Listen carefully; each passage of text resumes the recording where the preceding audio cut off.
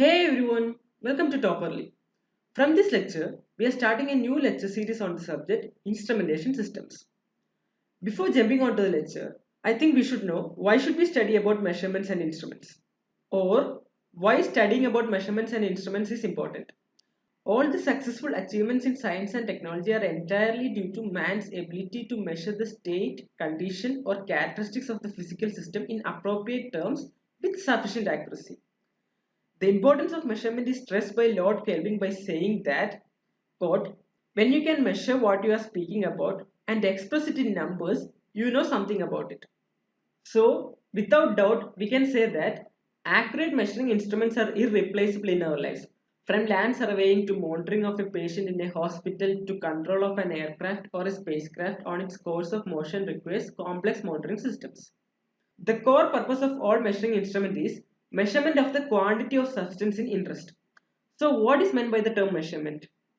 The word measurement tells us about the quantity or property of something. Means it gives us an idea about how long is something or how much does something weigh, etc.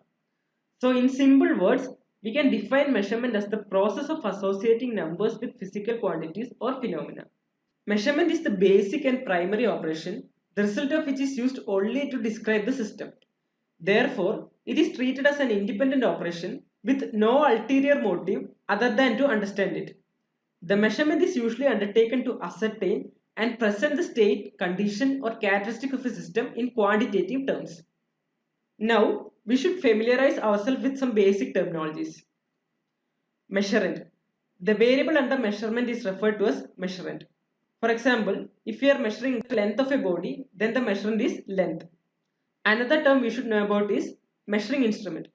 Measuring instrument is the instrument or system used for measurement. For example, a ruler, a stopwatch, a weighing machine, etc. Then meter. Meter is an instrument for indicating or recording the measured value. Now, a measuring system may be considered to consist of three basic stages. The primary element that senses the quantity under measurement. The intermediate means that modifies suitably the output of the primary element. And lastly, the end device that renders the indication possible in a calibrated scale. To take an example, in a bimetallic thermometer, the bimetallic element which expands or contracts according to temperature change is the primary element. The mechanical levers which amplify the displacement of the free tip of the bimetallic element is the secondary element. The pointer and the calibrated scale provides the means for indication. All these stages are housed in an outfit that becomes the bimetallic thermometer. Another thing to keep in mind is that whenever we express the result of a measurement, it consists of two parts. The first one is the number associated with the measurement, and the second one is the unit of measurement.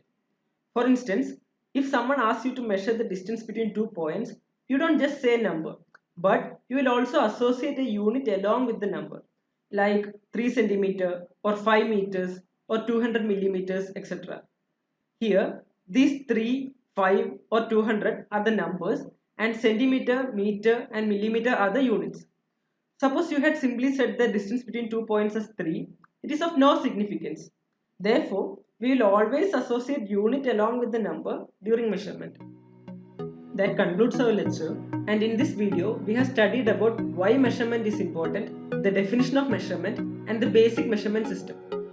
In the next video, we will discuss about calibration and standards. Thanks for watching and have a nice day.